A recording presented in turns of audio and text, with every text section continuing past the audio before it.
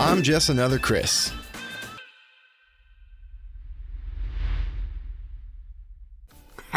Hey, what is going on, everybody?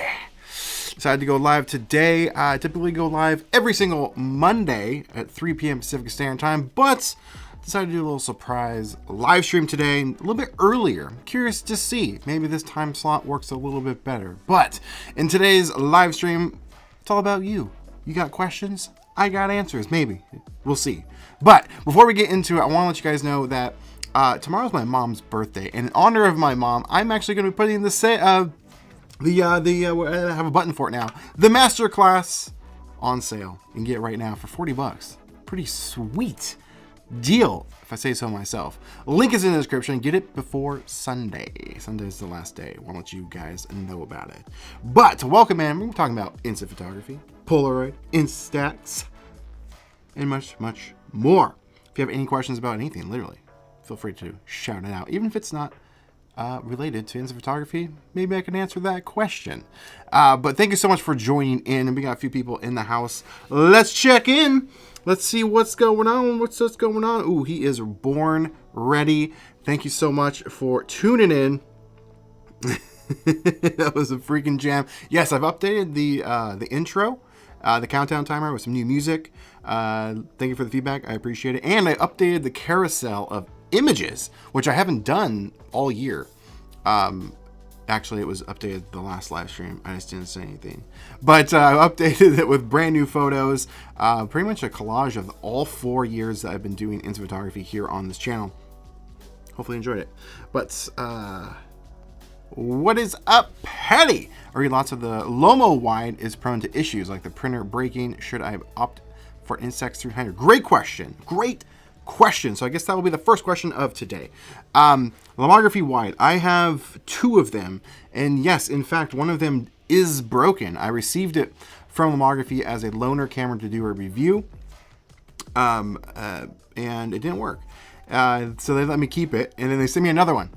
They said keep this one too, but it was brand new and it worked just fine. I have heard of those issues with other people as having random QC problems. Now, that goes with anything, honestly. Any product that's ever been made by any large companies, we just don't hear about a lot of those because they're large. There's millions of products out there from a lot of these companies, so you rarely hear about them. When we're talking about instant photography, we're a very small niche, that's more accurately, a group of people. So when errors do arise, we hear about them more frequently. It doesn't mean that the product is bad. In fact, Lomography does a great job of working with you on getting the issue resolved, and pretty much just says, hey, here's a new camera, or here's a whatever as a replacement. So they're really good about it. But yeah, I have one that the flash is broken, and then my friend Caleb, he has one where he has some issues with the light meter. Sometimes it'll just overexpose the image completely, and then to where it's just pure white. It doesn't happen often, but I've been there, witnessed it happen. But sometimes it happens. It's still a great camera though. I love shooting with that. And in fact, if you are just joining in recently, I've kind of announced that I'm going to be shooting or focusing more on Instax, just Instax in general, in 2024. Going to be kind of leaning off of Polaroid for a little bit. So we'll be seeing more reviews on the Lomography wide, amongst other things too. So if you're curious about it, stay tuned. But I did do a video on it back in 2020. My first season of the Halloween special, actually, that I did a review on the Lomography wide. And they did send that to me for review, and it was a loaner. I did send it back. And then later they ended up sending me, like I said, another one to keep, which is really cool. Doing pretty good. Excited to be here. Very excited to be here and hanging out with you guys. Love it. Happy birthday, Mom. My mom's is next Saturday. Yeah, my mom's birthday is tomorrow, so I want to do something a little special for you guys in honor of her. So go check out the masterclass. Link is in the description. It is on sale. It's a great deal. $40. It's a steal. I mean, I figured the $60 for that I normally charge for it is already a steal. I was the one sending you green photos last night. Oh, yes, we were chatting. It finally turned out well developed inside my pocket instead of the cold kitchen table. Oh, yeah, so photos from Polaroids specifically are temperamental to temperatures, especially cold surfaces. So if you were putting that on a cold surface, it can alter your pictures. Instax, you don't have to worry about that whatsoever. This works every single time. But great to see you here. Great to see you. Here's your opportunity to get the class for a discount. Sale ends Sunday, by the way. Colonel Butter, nice name. What do you think of the Now Plus? Garbage. Don't buy it. And the i2 as manual only. Oh, I should have finished the question. In manual modes, they're fine. The metering on both of them still isn't right. So if you're using the app to like point the camera and get the metering, it's still off. So you kind of have to use your own experience and knowledge and your smarts to get it dialed in right. I know the light mirror is kind of trashed. See, there we go again. Chris, finish reading the comments before you start rambling. Both an external light mirror and using manual, are they any good? Yes. Both. I would say yes on both. I have gotten good images with the Now Plus. I did a video on that recently with the Gen 2. Well, recently-ish, like in the summer, showing manual control. Can you get good photos? And you totally can. It's just auto mode. Forget about it. It's trash. It doesn't work at all. Yeah, same with the i2, unfortunately. But you're not really buying the i2 to get, or really, you're not buying the i2 to use auto mode. So there's that as well. But do I feel that Polaroid should make a product that works out of the box in every mode, in every setting? Yes. But unfortunately it doesn't. And also, in fact, tomorrow, or if you're a Spitfire Club member, you can watch the extended version today. It came out today, because there's 24-hour early access to everything that I release or do. But the next podcast episode releases publicly tomorrow, the regular, shorter version. And I sit down with Morgan from On the Daily with Morgan, and we talk about the i2 and a lot of the issues, and amongst other things. She is in college studying marketing, so we dive really deep into Polaroid's strange and weird marketing tactics. It just doesn't make any sense. That's a little funky. And so we have a lovely discussion of that. Stay tuned till tomorrow, or consider becoming a Spitfire Club member. It's one of the perks that you get. Ad-free videos, extended videos of the podcast, 24-hour early access to videos, links in the description, amongst other things. You can get a photo, original, one-of-a-kind photo from me every month. Instant photo, that is. And then also another type of photo. It's really cool. Consider checking it out. Links in the description. I started using my Instax Mini 9 and struggle with knowing how far away from a subject should I be. Any tips for that? Yeah, so with the Instax Mini, first of all, you know what? Real quick, let me grab it. It's right on my desk. I meant to bring it over. Please hold. Your call is very important to us. Please hold, and the agent will be with you momentarily. Okay, here we go. We're back. Sorry for that brief hold. I'll show you this in a second. But the Instax Mini is pretty much anything about 4-ish feet away, 3.5 feet. I mean, you can still get those selfies, but you really got to make sure that's really, really far out there, depending on which one they're using.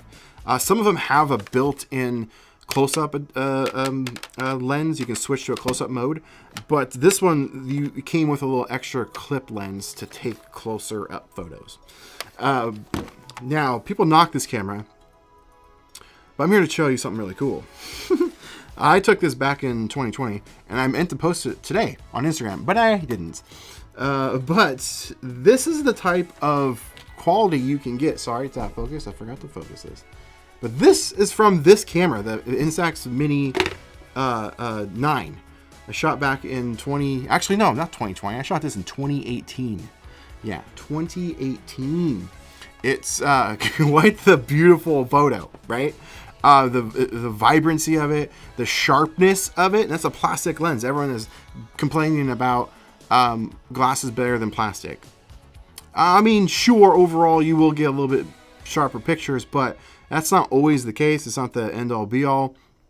Clearly, you can get some sweet shots with it.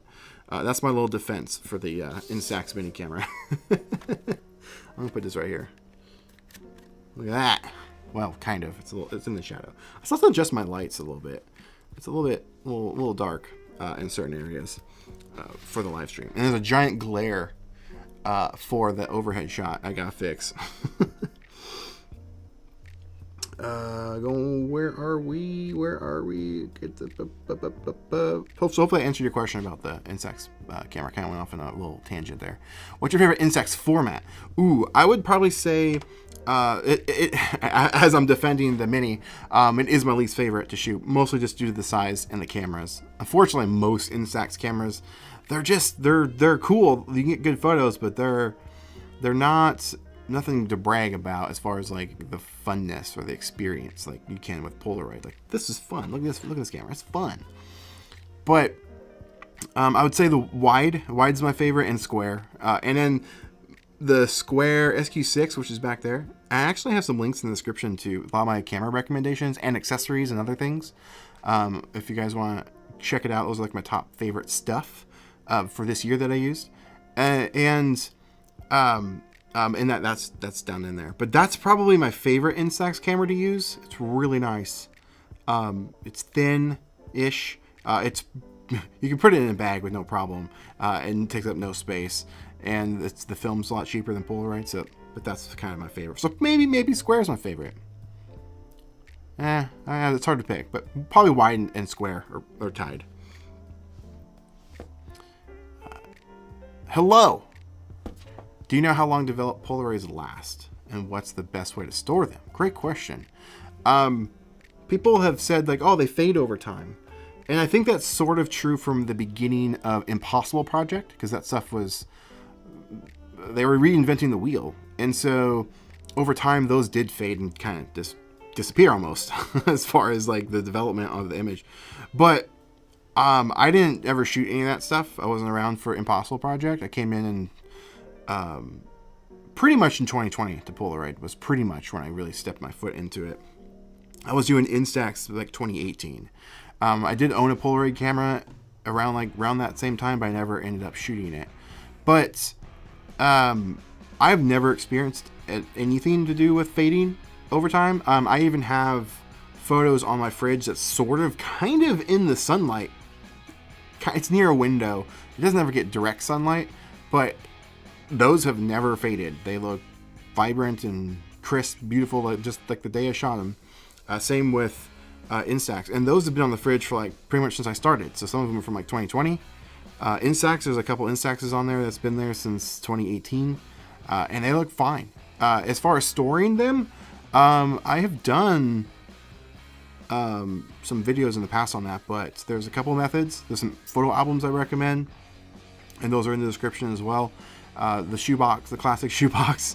I've got bunches of them back there.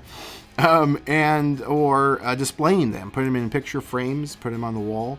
I'm going to be actually diving into that in a live stream towards the end of this month as part of my annual photo album build out, where I pick my top favorite Polaroid photos that I shot that particular year. This will be my third year doing it. Fourth year?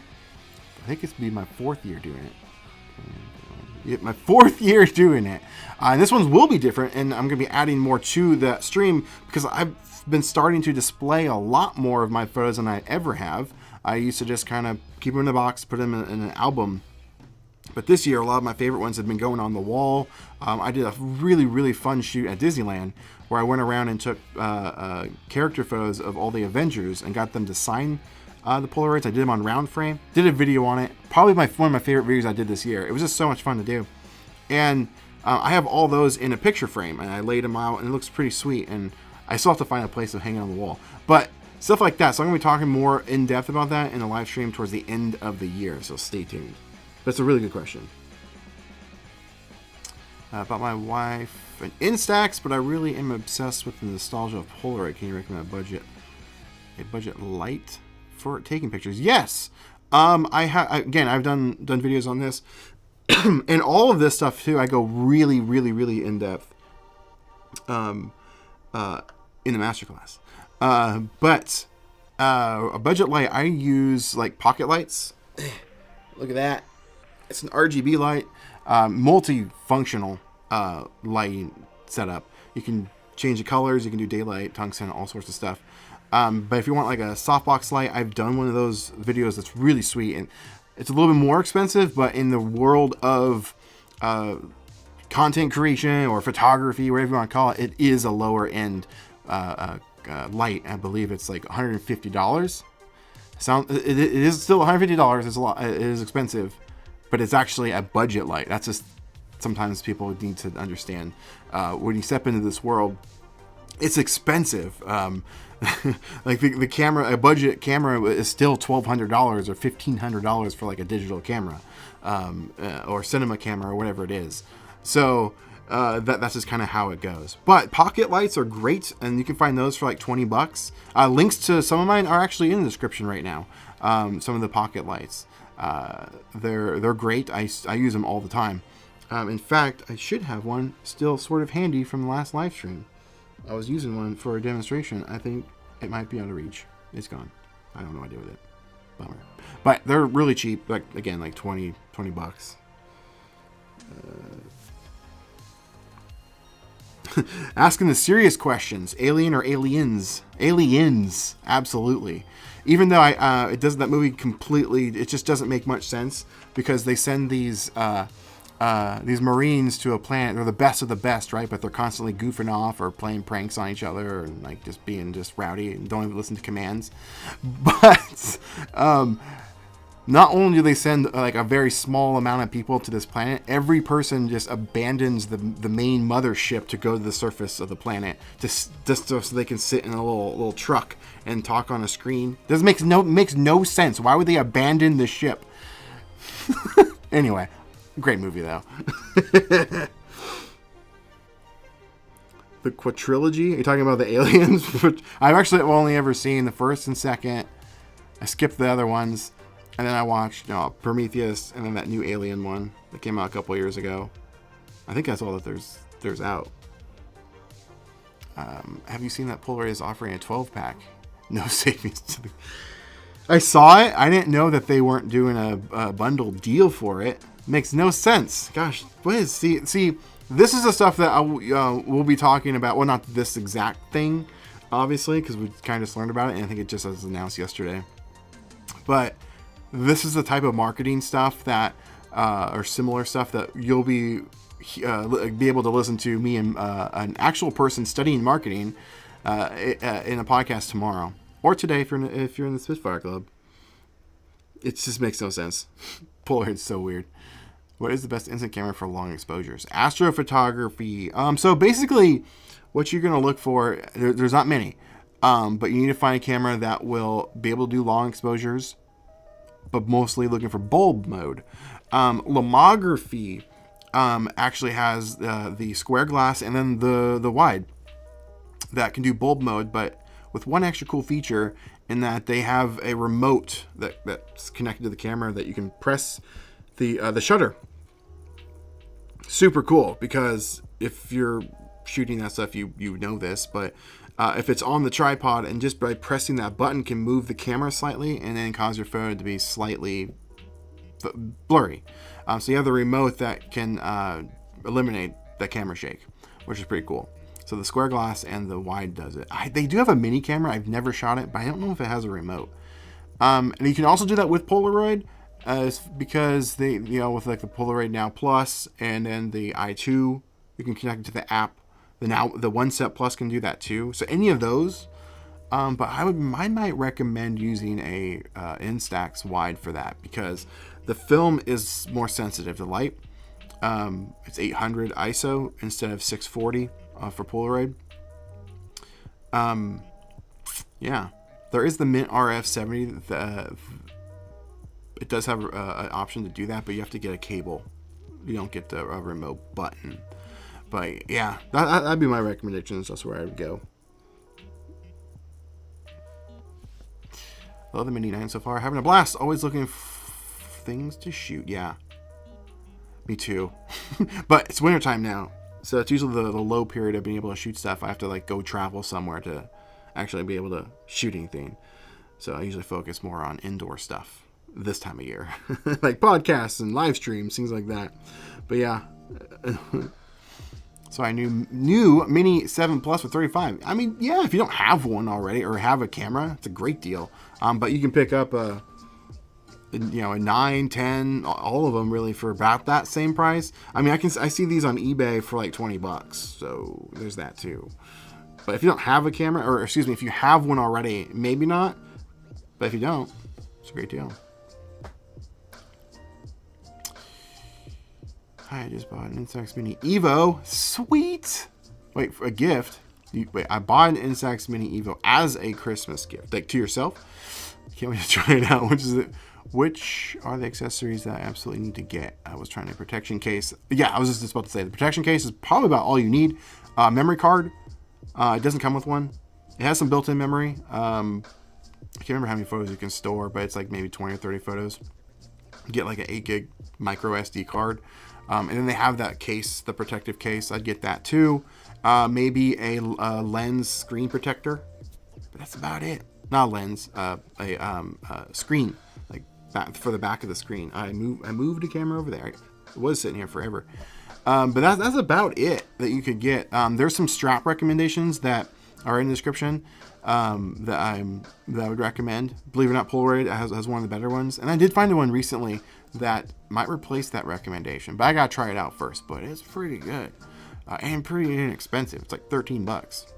So I got it. I want to try it out before I really push it on to you guys. Yeah, the Evo is great. You'll have some serious fun with it. Can we see the picture you made at Disney?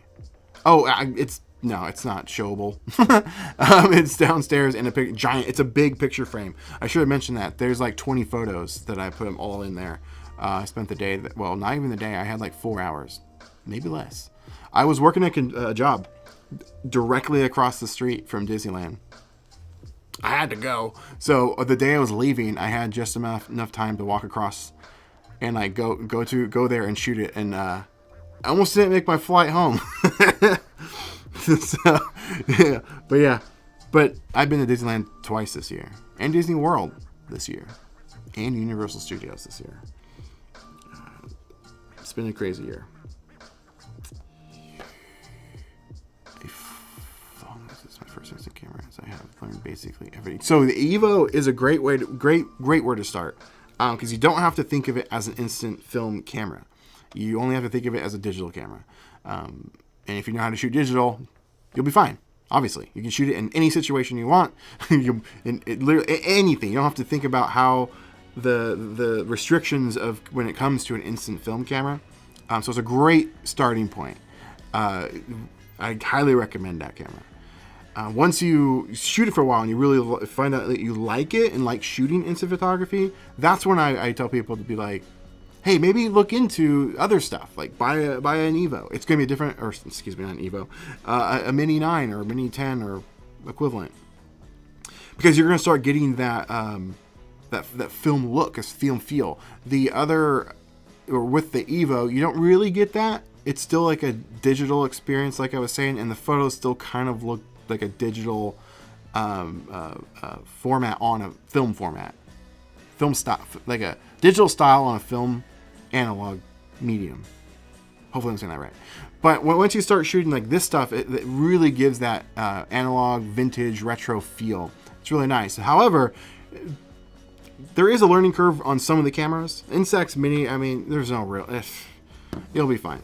It's mostly Polaroid, to be honest. They're a little bit tougher to shoot. You can't just shoot it in any situation. You have to know where your light source is and a bunch of other stuff. I mean, you still have to know that with Instax, but it's more forgiving. But yeah, Evo, can't recommend it enough for somebody that's just starting. I'm going to Japan in February. I might potentially be going to Japan in October. I don't know for sure yet, but I'm going to try. Should I take an SQ6 or should I pick up a wide? Ooh, depends on how much room you got. Because what's the one sucky thing about wide is that they're huge cameras. They take up a lot of real estate in your camera bag, especially when traveling. So the SQ6 is super nice because it's pretty thin. And it's compact because the lens pops out. I mean, the lens comes out too, but when it closes, it's still gigantic. The SQ6 is really travel friendly. Slightly smaller format though. It's basically the same size as a Mini, just slightly extended. But I might go with the SQ6 just because travel space. Power of Flight or Power of Visibility. Classic one. Yeah, it's a tough one, man. Because if you're invisible, man, you could literally do anything you want. You could go anywhere you wanted. You could just sneak on to planes and trains and automobiles. You can go anywhere you want. But flying is kind of cool. It's pretty cool. But I think you would be able to do so much more if you were invisible. So I think I might do invisibility. Not as necessarily as like a fun like experience, because man, you could fly, but that's all you got. You probably don't have any other powers. You can't just go up as high as you want. You can't be you're not Superman. So yeah, I'd probably go with invisibility because I think you could go do a lot more things. You sneak into concerts. You could you could do a lot of cool things that you couldn't really do with flying.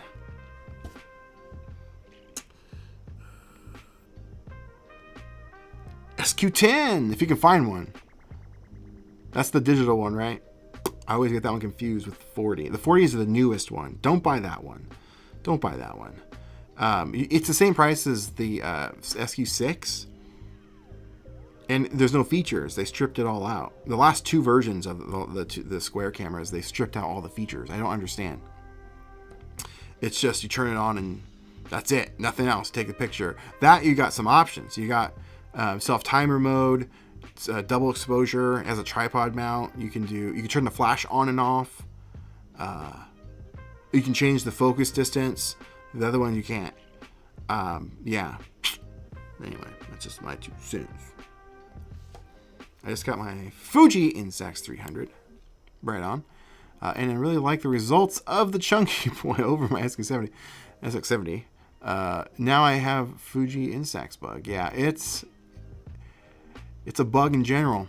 And it is really nice because like I said, I've been primarily a Polaroid guy, and it is still my favorite to shoot overall. Even throw out the weird quirks it has, like all of them. There's so many. It's still my favorite format. The experiences I feel is more fun. The cameras are fun. But man, once you start shooting Instax, it's like, yeah, you can see your photo within like 10 seconds. You get 10 pictures a pack. It's cheaper. Makes you want to shoot more. And it's so much more forgiving than Polaroid. So, ugh.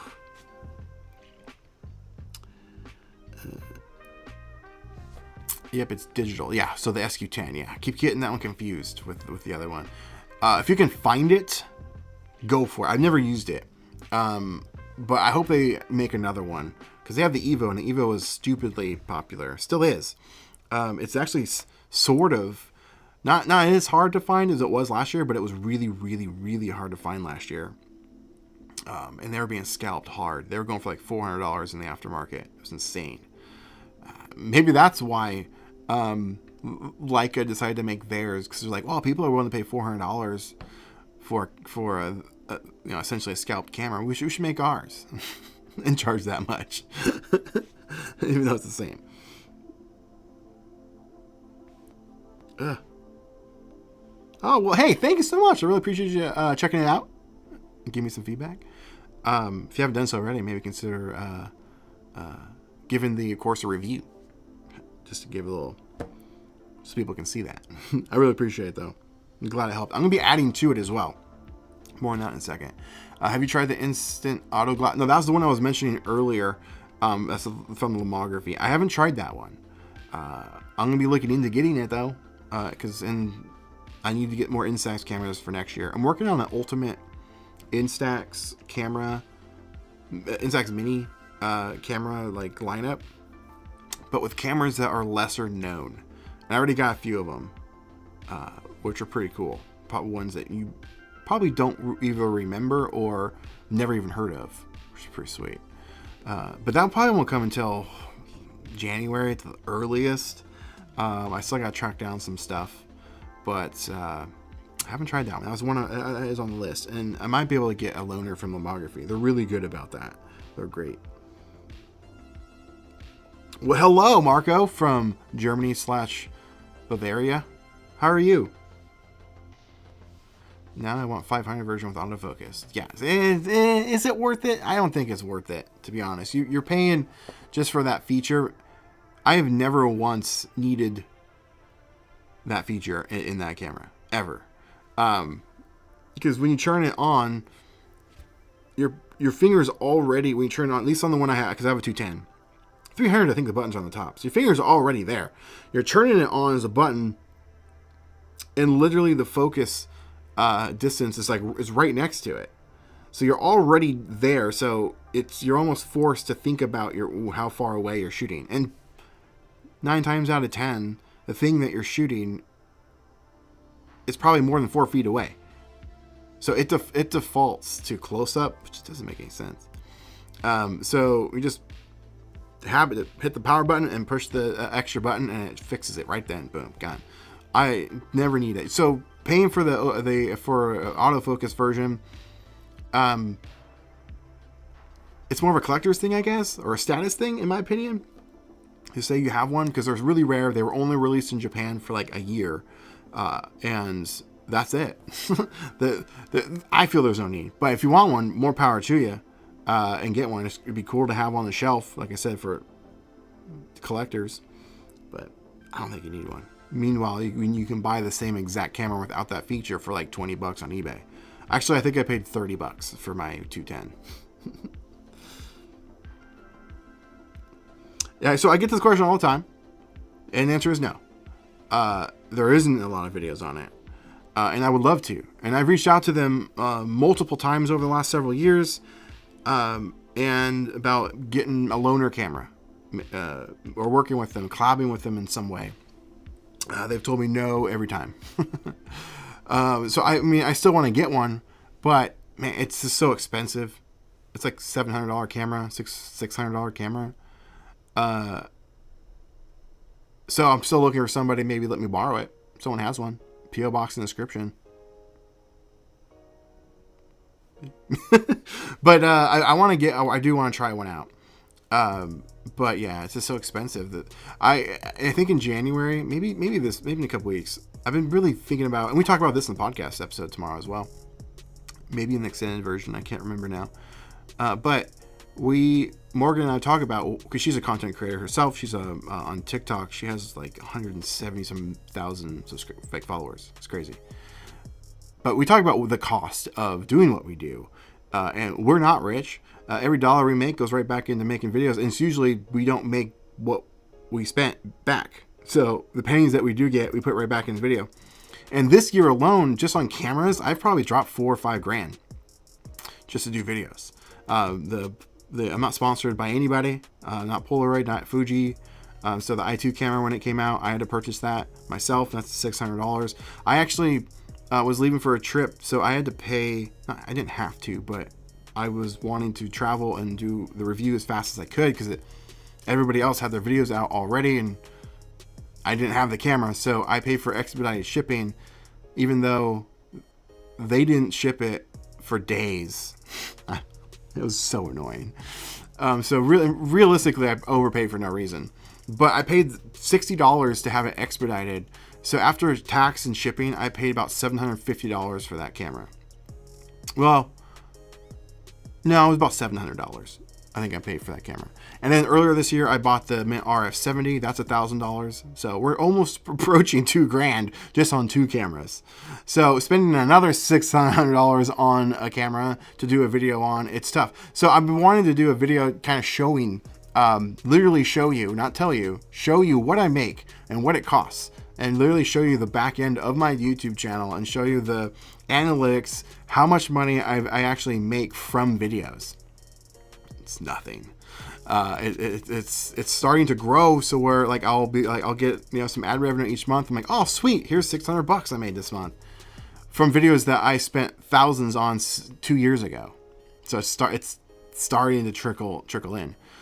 For instance, the Halloween special I did 7 videos. I traveled, did all those things. It was super fun. I do that every year. Not quite this big. This was a much larger thing I did. But those 7 videos, so within the first 30 days, ad revenue I made on just those 7 videos was $130. So yeah, getting those expensive cameras, it's like I have to treat this like a business, and I can't afford it. It's just expensive. But yeah, I would love to see more videos on the nons. They just don't work with creators, unfortunately. You're being logical, but my gas doesn't care for logic. I hear you. I hear you. I'm that way too, to some degree. Have you ever had your hands on like an instant camera? No, I don't. I haven't tried it. I just don't. Honestly, nothing against people that like Leica. I just don't like what Leica does. They just slap a premium price on it and call themselves premium. That camera should not be that expensive. You're literally just paying for that little emblem, that little logo that says Leica. It's stupid. It's just technology in that camera has been out for 20 years. You're literally buying a web camera from like the 90s that's put in that thing, and you're gonna pay double that for no reason whatsoever other than it says Leica on it. And so, nah, I'm good. I have no interest.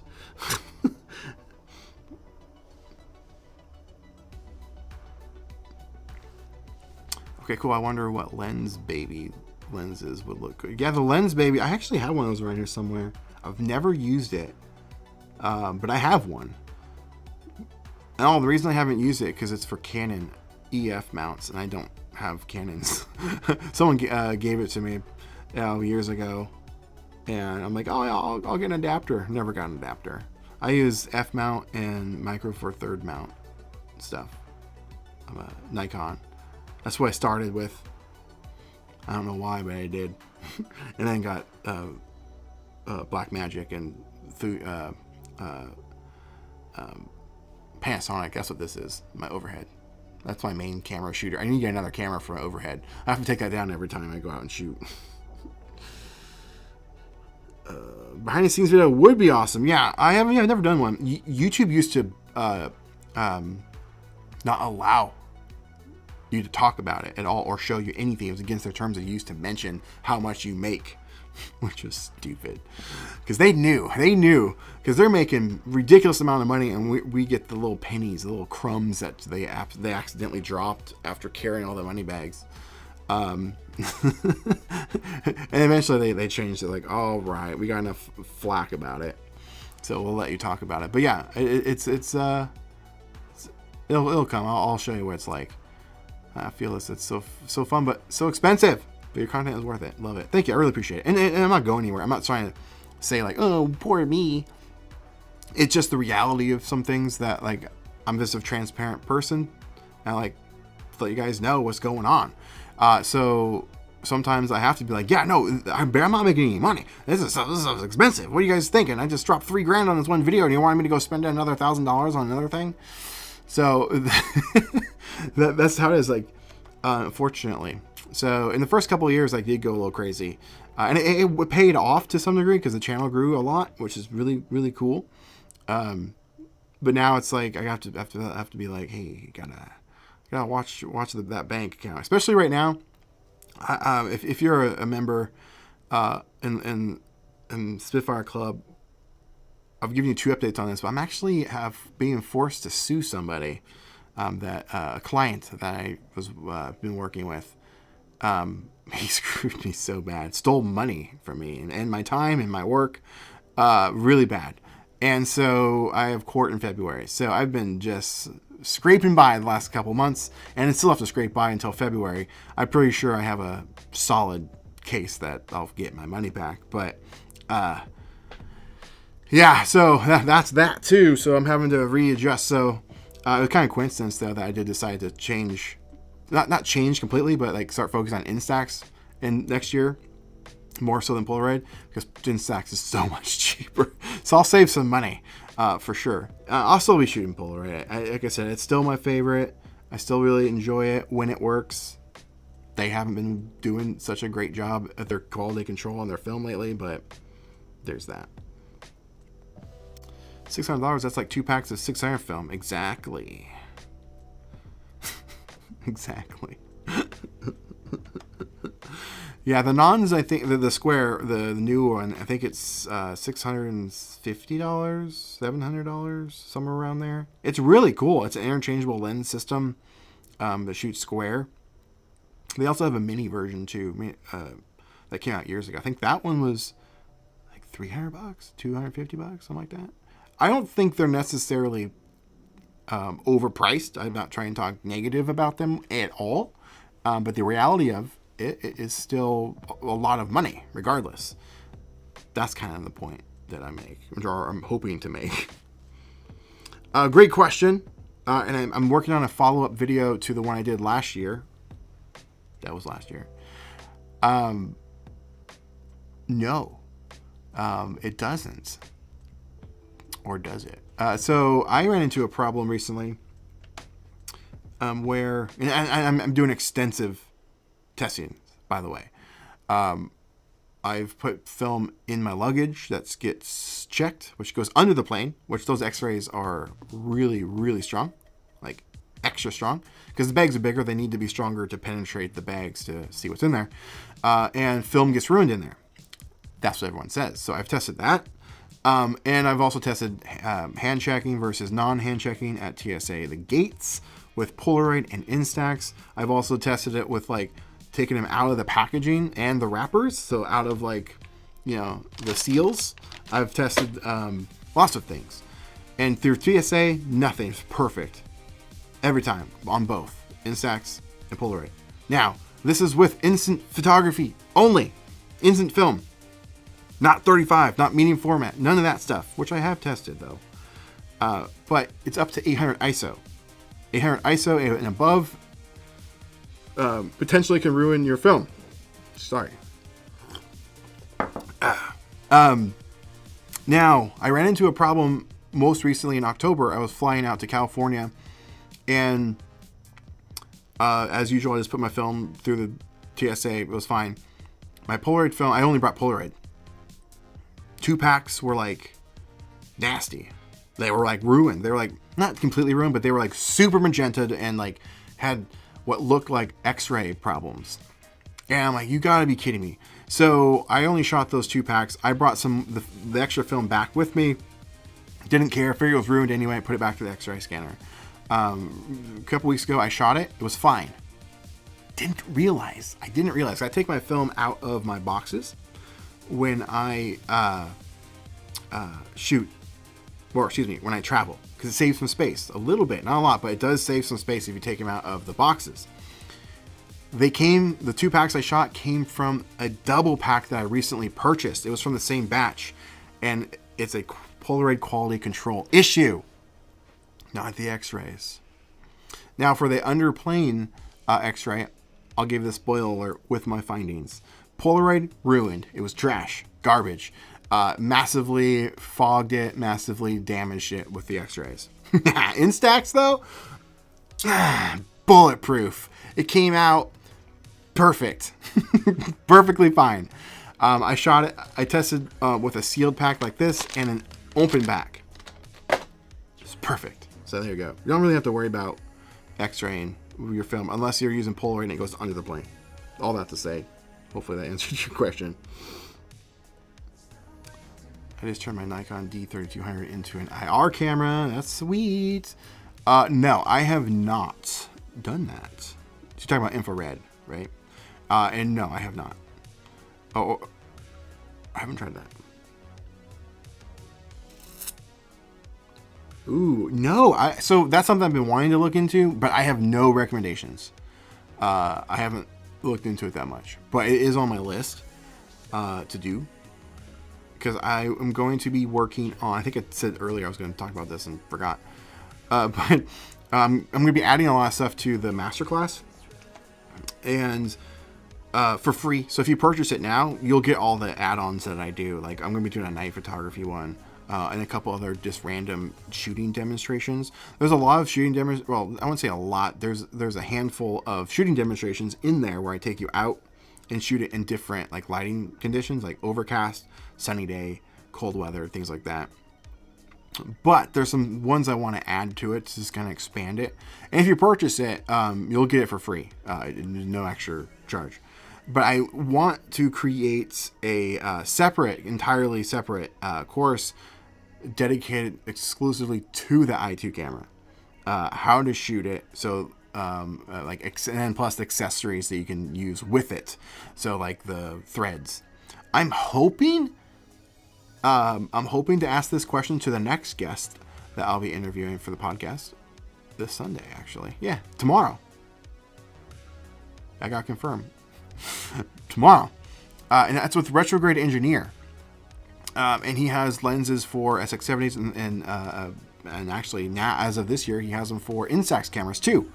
But they're just adapters that go over the lenses, and they're super cool. I've done videos on it. It was one of the episodes on my Halloween special this year, and I've done videos over the years. But they're just 37 millimeter threaded lenses, and I'm wondering if he will be working on anything for the i2, a little bit bigger, like an expansion. That'd be pretty sweet. I don't know. I'll ask him though. I'll actually be on the lookout tonight or today on my Instagram page. I'll be posting information about, like, hey, what questions do you want answered from Retrograde? And I'll include those in the podcast episode. So if you have questions directly for Retrograde, go check it out and get that put in. Be on the lookout. I'll be after the live stream today. I have the nons SL saved in my ad. Okay, it's $600 for the body and $709 with a 35 millimeter. Yeah, I want to mess with that, but man, is it expensive. Hopefully next year I'll be able to finally mess with one.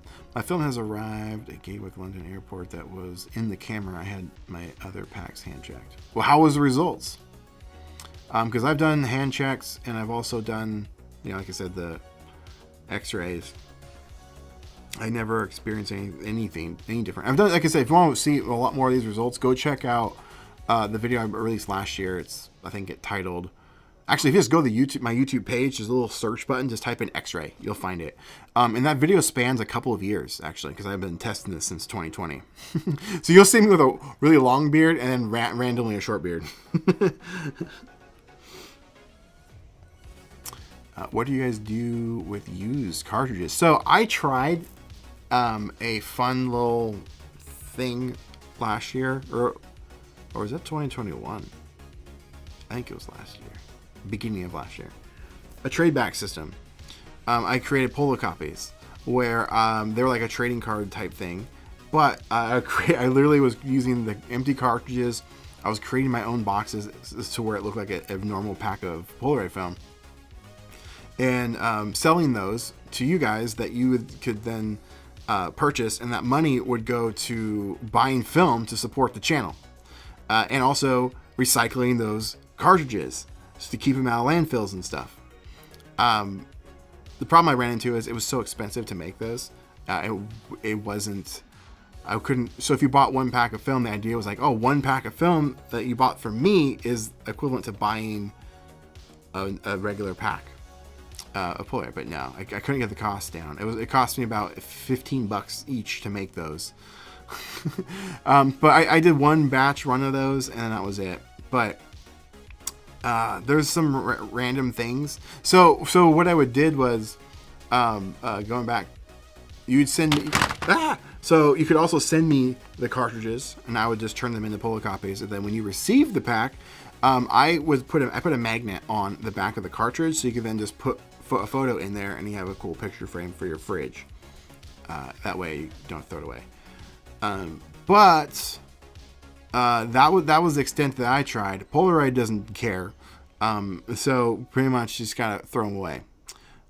Take out the battery, recycle that, and then, or throw. I think that actually has to go in the garbage, and then you can throw the other part in the recycling. So, but that's it. Not much you can do about it. Used to make portable radios that run on the battery. They did used to make those. Those were really cool. You can still find them. It's like $20-$30. They're pretty sweet. I don't have one. I want one. But this version of Polaroid, they don't do anything. But that was like the only thing they ever did. I seriously think Polaroid should offer, like, hey, you send us 10 packs, here's a free pack. Like 10 empties, and you get one full, or some type of system. Because you would think that constantly remaking those or just getting the recycled ones would save money, right? Like, I don't know. It doesn't make sense to me. Frames were exposed that were in the camera. They misfired when I pressed the shutter button. What do you mean misfired? They misfired when I pressed the shutter button? That doesn't sound like a film problem. It sounds like either user error or the camera. But I've also tested film that's in the camera too. Actually, the only thing I haven't tested is the film in the camera being X-rayed under the plane. But that was going to be my next one if this failed. I knew Polaroid would fail, but this worked perfectly as it is, and so I don't need to do that. But people have been saying TSA has new X-rays. I've used the recent ones as of literally 2 months ago, and only the weird QC issue. Because the photos, you can see them on my Instagram, they're not like the Polaroid ones. They're pretty magenta. But as you look closer with the ones that I did have X-rayed, which I haven't posted those yet because you'll see it in the video, they don't look anything like an X-ray, period. It just looks like it was exposed to extreme heat. And I was in California, sure, but it was in October. And lately, the last couple of years in California, the weather has not been great. It's almost like Pacific Northwest weather, like where I live. It was like, I don't know, 70 degrees outside. So slightly warm, but you shouldn't see many major shifts in your film with that temperature. But I was seeing it like intensely, like really, really intense. But I was from the same pack, and the other ones were fine when I shot them when I got home, and they were double X-rayed. And yeah, and they weren't from the same batch. They were a little bit older. They're from like January of this year.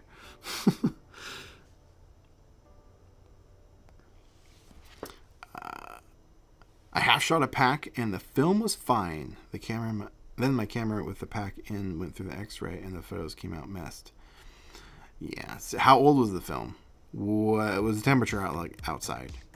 Because for the last 4 years, so 2020 I did the original test and found out it didn't matter, and I never did it ever, or I never had my film hand test or hand check ever again. So all my photos, I pretty much I don't really shoot locally very often anymore. I do it when I travel and I work. A lot of my work is travel, so I shoot most of my photos when I travel, like I said. And you go look into my Instagram, I would say 90%, maybe more, of my photos there are from traveling, being X-rayed, sometimes doubled X-rayed. That's the one. How do I explain this? The one. There's a word I'm looking for. It's right there. It's right here.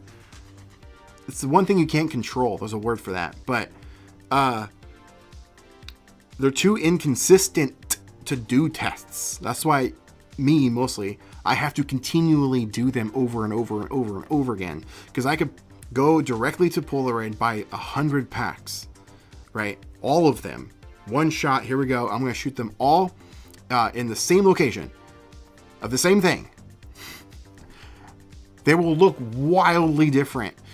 They will not look the same because who knows, maybe the adhesive that they put on didn't quite adhere correctly to the frame, so when you pushed it through the camera, it wasn't the film's fault, right? So when you're X-raying the film and you're like, oh, all these photos came out great, and then I've traveled and then these photos came out bad, it's the X-ray. Well, no, no, we can't rule out that it's just the film's problem. That's why I have to continue testing this stuff. And so far over the years, I have done a pretty good job of narrowing down that the X-rays aren't the issue. But I still have to continue because Polaroid changes their formulas. They change things up all the time, and they're just very inconsistent. And they've gotten worse in the last couple of months to where I'm so frustrated. I've spent hundreds and hundreds of dollars on wasted film in the last several months. This isn't new. This isn't a new conversation. And again, and then people say, don't go buy it from Walmart. Don't go buy it from Target or Best Buy. You have to buy it directly from Polaroid and you'll get the best results. That is categorically false. It doesn't matter where you buy it. Now, granted, if you've seen it sitting on the store shelf for like a year, sure, you'll probably get some inconsistencies in that regard. But you can look at the production date and kind of gauge when how old it is, how long it could have been sitting there. Even stuff directly from Polaroid I've gotten, and it's like 6 months past the production. So therefore I have 6 months to shoot it before it's quote unquote bad, right? But no, people, it's frustrating. This is turned into a rant, but I deal with these comments and everyone messaging me all the time about this types of stuff. So it's like, no, test this stuff, look into it, research a little bit more, open your mind a little bit. Because I go to Walmart and Target and Best Buy all the time, and frankly, I get better results from that stuff than the stuff I buy directly from Polaroid. Because when I bought the i2 camera, it came with 4 packs of film. I only the summertime pack of film, those double packs, worked. The other 2 did not work. One entire pack was jammed up and wasted. Exploded. One of them exploded inside, and then to where light got in. It was a mess. You saw it on video. It was in the video. I had to throw it away. Wasted pack. And then the other pack in there, I shot it at Comic-Con. Didn't work at all. All 8 photos didn't spread. It's frustrating. That was directly from Polaroid. Supposedly the best way to purchase your film. But yeah, no. There's my rant for tonight. Or for this afternoon.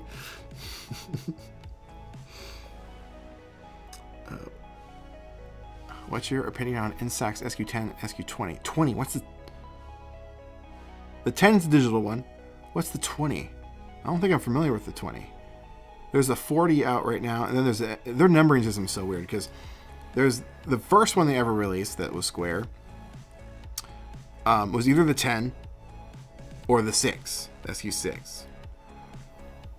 Actually, it might be the SQ6 then the 10. Because that honestly would make sense, right? Numbering system. But then they released, once they discontinued this one, back there, they released the SQ1. And then they just released the SQ40. So it's like, where are they getting these numbering systems? Makes no sense. So I'm not familiar with the 20, actually. Let me know. I just need to look it up.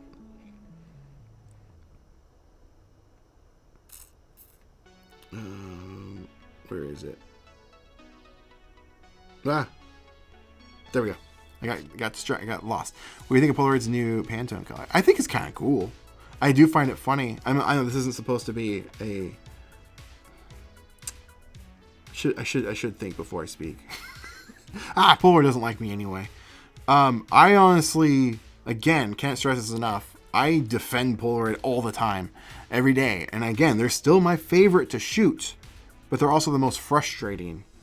But if you look in the marketing photos of those, if you look in one of them, I posted this in the Discord yesterday, you can see it's minor.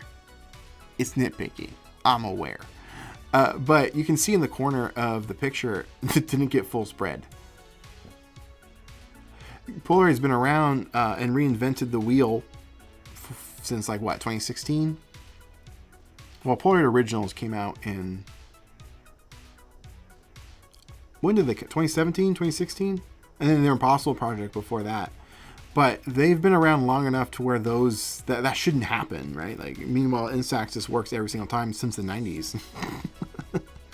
But I just find it kind of humorous because I wonder what the other photos look like from that pack. Did they spread right? Did they clean their rollers? That's what Polaroid likes to do, is blame us for not cleaning our rollers. But I think they're kind of cool. The color, the box. Why is the box so oblong? Is that just me? Is it just me, or am I hallucinating? But if you see the packaging for that in the promos, it looks really long and tall. Does it come with something else? They swelled up the camera. Where they went, and they swelled up the camera. I took a shot and didn't come out. What do you mean? How'd they swell up the camera? I guess I don't understand. What camera were you using? They swelled it up. I don't track. I don't track. Would you recommend a Sony Alpha 6700? Ooh, now we're getting into digital stuff. Here we go. This is where I used to be really in the know. Because I used to have a tech channel where this was the stuff we talked about every day. And I was on another channel up until March where we teach people live streaming. And I build studios. So honestly, and Sony's is what I used when I build people's studios. But I've been out of the loop for like since then, March. As a beginner camera, I would like to go for the 6700, but I don't directly go to full frame. Well, it depends. Do you want to stay in the Sony ecosystem forever? Or would you want to upgrade later? What's your budget? Do you have a digital camera? Because what I actually like to do is tell people to start with, it's cheaper. It packs a punch. It really does. But it is a micro four thirds camera. It's a Lumix. It's the G7. Yeah, I think it's a G7. It's like $500. 4K. It's great. 24 megapixels, if I remember right. But it is a micro four thirds, but it has all the cool bells and whistles and internal body stabilization. It's great.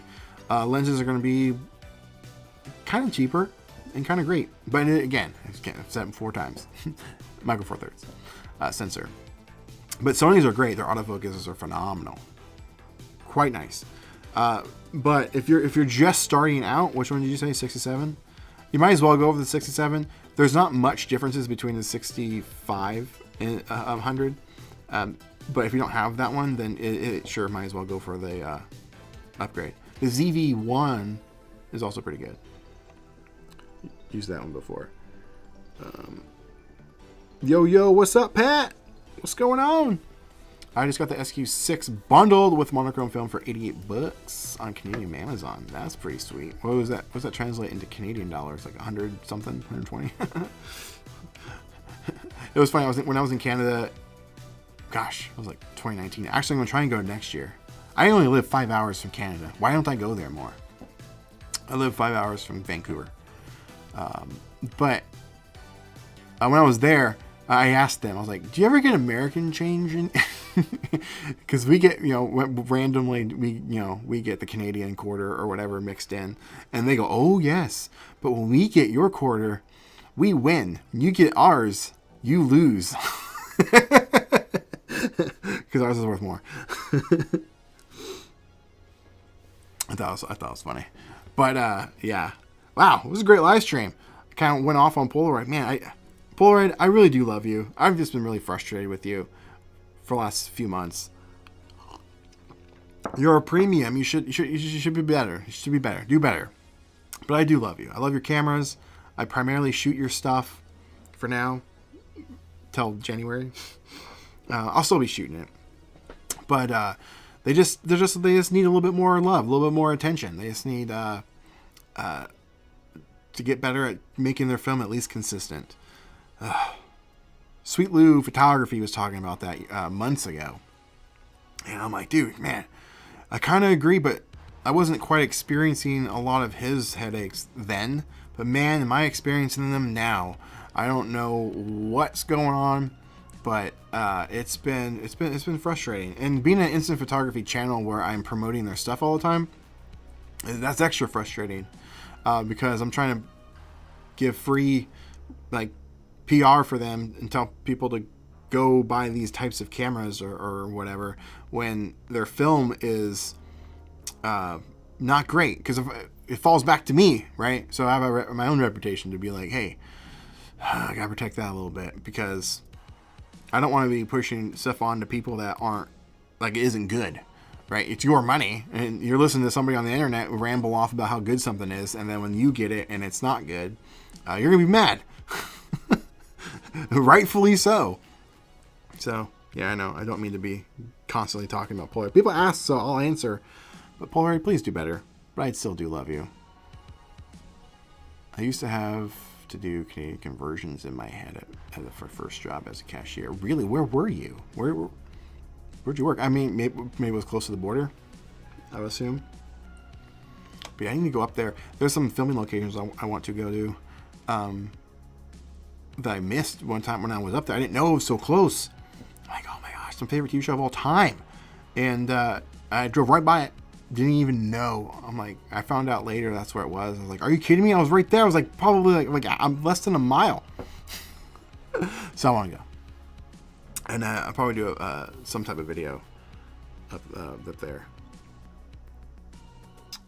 The X-ray machine exposed all the film inside the camera, so they were thicker. What? See, I'm still not tracking. I don't think what happened is what you think happened, because there's no way an X-ray could expand your film, or what did you say before? Swell your film? That's not how it works. That's just not how an X-ray works. A microwave maybe could do that, but not an X-ray. So something else happened. Maybe the altitude you were at could have done that, potentially, like an air gap. After film doesn't get like, I'm spitballing. I'm literally just kind of rambling or like brainstorming a little bit. But maybe like if you're in the plane, maybe the decompression did something and caused it to swell. Kind of like when you are driving through the mountains and then you're coming down through the pass, like if like a potato bag, like a chip of bag, like expands really far and then it decompresses. Maybe that, but not X-ray. X-ray wouldn't do that. That's not how that works. A local gas station in Vermont. Oh, okay. So yeah, near the border. Yeah, that makes sense. What kind of batteries are in there? Maybe that's what happened. He's talking about the film. Watch my mail with P.O. Box. Send me something. Thank you. Appreciate it. I get notified. I have it through an app. It's kind of cool. It's cool and it kind of sucks at the same time. Because I want to do a photo. I'm going to wrap up the live stream here in a minute. I'm trying to do these at an hour. Well, actually, no. Mondays are the ones that I do for an hour. The random ones I kind of go off a little bit. We'll see. But my P.O. Box system is pretty sweet, but it's also a little frustrating because I pay a monthly charge, which isn't that expensive. It's only $10 a month. It's not terrible. However, every package that comes through, I have to pay $1 to receive it, depending on the size. So if it's like a really big one, it's like a couple bucks, which is fine too. No big deal. I don't get that many, so it's fine. The cost is low. But I really want to do a photo contest, a mail-in one, right? And someone sent me a little card in the mail, and I had to pay $1 for it. Again, no big deal. But if I want to do a photo contest, and I have like a couple hundred people send in a photo, someone cost me a couple $100 just to do that. I'm like, dang it! How do I frickin' get away from that? But I guess there isn't. Now it's not a USPS box. It's called iPostal One. It's cheaper, but they still kind of get their money back through that pay $1 type of thing. With a PO box or USPS, you have to pay. You prepay. You pick how many months you want it, and you pay it up. Which is more expensive, especially if you're not receiving mail. So if you're not getting anything, you've already paid for it. Versus the subscription thing, you could cancel it. But I've had it for a couple of years now. But I might do a temporary USPS one for that contest because I really want to do it. I think it'd be so much fun. And then just for like that a couple months or whatever. But yeah, I really want to do that. It'd be so much fun. But yeah, I figured out a cost-effective way to go about it. I love my i2 camera here in Germany. It is very expensive, 700 euros. That's a lot. But it gives you the most. It doesn't make any sense. Okay. Those cameras are manufactured overseas. Polaroid is mostly overseas. They are a U.S. company. They have a headquarters in the U.S. But their main business is run out of the Netherlands. So I'm wondering why Germany or like overseas their cameras are more expensive. Must be like some type of tax type thing. Must be. It sucks. It sucks. But so speaking of Monday, so I stream on Mondays, and then again surprise ones throughout the week sometimes, like today. But Mondays might get rescheduled because I have a special guests coming on. I should say there's two, and so we're working out our schedule. So I might not go live on Monday, Might be like on Wednesday or something. We'll see, or maybe Monday if it works out. But it's gonna be a fun one. I haven't had a live guest in a long time. It's been like a couple of years since I've done a live guest. And those are really fun. You'll be able to tune in and you'll be able to actually talk to, or have, just like now, ask questions directly to these people. And you've seen them before. I'll say it because they already said they do it, but it's Film Junkies. Film Junkies will be coming on hopefully next week on Monday. We're working on a schedule. And you'll be able to we'll be chatting. There's a couple of topics that we're wanting to talk about. They're going through something right now, and I want to help them out and get them a little platform to talk, because they're kind of getting screwed over by somebody stealing their work. It's a little frustrating, and so let them talk, and you can ask questions, and hopefully you guys know who I'm talking about, and you follow them and you support them. They're great people. Mando and Jazz, fantastic humans, really nice. Can't recommend them enough. I've done a podcast episode with them and an interview with them earlier this year when I first met them, and when I was in California. I2 cameras are expensive because of a combination of taxes, and the market can afford it. Yeah, it is taxes. Live in what's it now? Netherlands? I think that's what you mean. And they're expensive here too, even though they might be manufactured in China. So yeah, the cameras are not manufactured in the U.S. They're not manufactured in Netherlands. They're definitely a China manufacturing deal. So it doesn't make sense as to why it would be so expensive over there. Less of a market? I don't know. It's a little weird. A little strange. Great comment, by the way. Appreciate the feedback. Thank you. Even might go off on my tangent sometimes. I got secondhand One Set Plus because of reviews. Oh, awesome. Great camera. How much did you like it? You're happy with it. Fantastic. Again, Chris, read the comments thoroughly all the way through. One Set Plus is great. The one thing about that camera is when you use the exposure compensation, -1 or +1, it means business. It means -1 and it means +1. I forgot about that when I was using it not too long ago. I'm like, why is my picture so freaking dark? I'm like, oh yeah. The -1 on that really is it gives it quite a bit of range. So if you've experienced that and wondered what's going on, that is why. And also, if you have the Bluetooth on and you've used it in the app and you go back to it a couple weeks later, make sure the Bluetooth's off because it saved the settings. Learn that the hard way too. Yeah, it can be a little frustrating because I've wasted some film that way. I'm like, what is happening?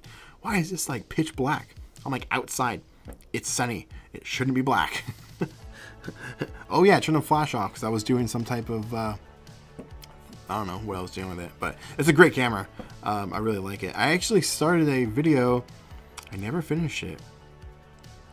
Doing a follow-up video with it. Shooting it earlier this year. Caleb and Alex, we went on a little adventure. Never finished that video. I have some videos in the archives that I need to wrap up and like finish. And like I've got so many to sit on a hard drive that I just need to do.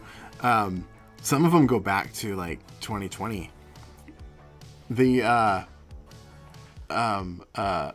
One Step 2 camera, I started shooting that one, and I scrapped that one, but it was in 2020. I didn't know what I was doing. It was the early days, and so I might put that out maybe as a members only video, like from the vault or blast from the past type of thing. I do random series like that where I'll take old videos that probably won't work on YouTube now, but I'll throw them over there for you guys to enjoy and see the struggles that I endured for it. But yeah, anyway, One Set Plus, good camera. I like it. Yeah, true. I used a +1 compensation and it showed on the film. Yeah, but then I got the hang of it. Same with the Bluetooth connection. Learned my way around it, and I'm happy with it. Yeah, it is. A lot of these things, especially with Polaroid, it's a learning curve. This on honestly any hobby you get into, but Polaroid cameras, especially on the One Set Plus, and even the Now Plus. Now Plus will still do the same thing, but it will just overexpose your image regardless. But the Bluetooth connection, you have to make sure that's off when you shoot it without your app, because it's a neat feature to have, because when you're out shooting, and you connect it and like, I want to lock these settings in, and you put your phone back in your pocket. It's nice not to have your phone out and shoot, or have the phone on or whatever. So it's a really, really cool feature. But if you turn the camera off and turn it back on, it remembers those settings, which again, really, really cool, but also kind of scary, because you have to remember that you did that. And who knows how long it could have been when you shot with those settings. It could have been 6 months. I don't know. And then you go back and just like, what's happening? So I got it into a habit of, before I turn my camera off, I just turn the Bluetooth off and then turn the camera off. So when I turn it on, it kind of resets. So that's a little extra pro tip there for you on the One Step Plus, which I think I mentioned that in that video I never finished. We went to Astoria, Oregon. They'd never been. They recently moved to this area a couple of years ago, and so they'd never been to Astoria. Astoria is pretty cool. It's I like going there. That's where the Goonies was filmed, and like Kindergarten Cop. I think even Twilight. I think there's some stuff around there like Twilight was filmed. If you're into that sort of thing. I shoot One Step Plus. I got the lens filters recently. Nice. Yeah, I actually have. Oh, that reminds me. I have an extra set of those lens filters for the One Step Plus. I might give those away because I've been looking for a prize to give away for members. I wanted to start doing. I did it earlier this year. It was pretty cool. But for members every month, you can win a prize at any level too. So it'll be a members only giveaway, just to get you guys something a little extra for being a member.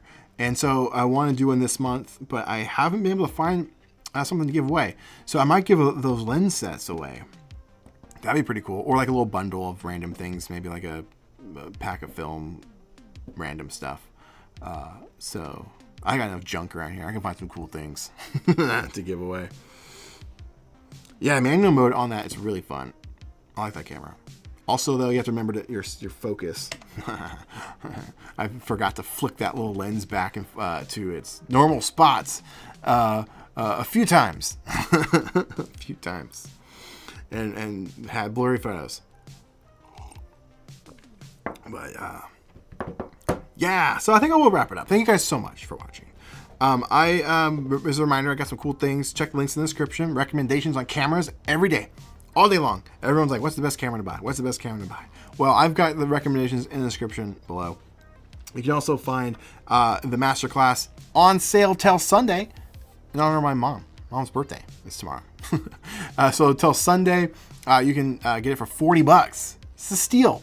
And remember, if you get it, anything I add to it, which I should be adding some stuff early 2024, you don't have to pay for that again. It just, you have it for an unlimited amount of time, and anything I add it's gonna be free. It's pretty sweet. Plus, it just helps support the channel. And in the members area, like I've talked about, I'm gonna be putting together that giveaway. If you want to get some free stuff, any level, you can. Also, with that, I have a super awesome club meeting happening on the 15th that you might be interested in joining in on. If you don't know about the club meetings, we meet monthly via Zoom. Sometimes as special guests like other creators on. We talk about tips, tricks, things you're struggling with, all sorts of fun stuff. And this month, I'm doing a live, well, not live, but like via Zoom, demonstration on how to scan your images, how to kind of tweak them and get them ready to post online, or just digitize them basically. I'm walking you through step by step how I do it, and maybe you guys have tips yourself. This is a great way for us to communicate and help each other out, and we meet every single month. It's pretty fun. So consider checking that. Link for that is in the description as well. And yeah, that's all I got for you. I really, really appreciate you joining in. It's been a blast. Have a great weekend, and you guys are the best. Wait, I fixed it. Why is it glitched? It's on a different hard drive. It shouldn't be on a different hard drive. Why is it glitched? It was moving so smoothly. Why did it freeze? Why did it freeze? Why did it freeze? There it goes. If you want to get your name in the credits too, they are there for members, any level. It's pretty sweet. And that's it. That's all I got for you. Hopefully I'll see you guys in the next one. And have some fun stuff cooking. Now, get out there. Make some art.